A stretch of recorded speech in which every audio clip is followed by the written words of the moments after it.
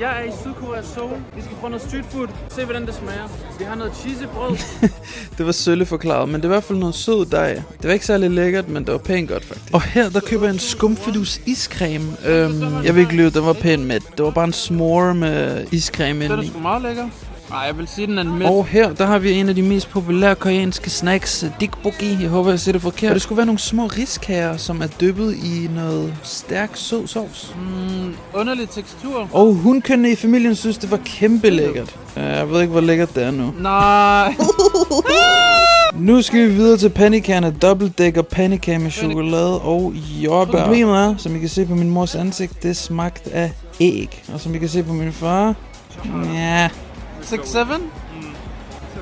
Og det her, det var egentlig pænt ligegyldigt. Det var noget jordbær, som var frosset i noget sirup. Smagte pænt godt. 20 kroner. Men altså, yeah. Det her til gengæld, det var ærenrøv. Det var bare kartoffelchips med lidt krydderi. Alt i alt 3 ud af 10.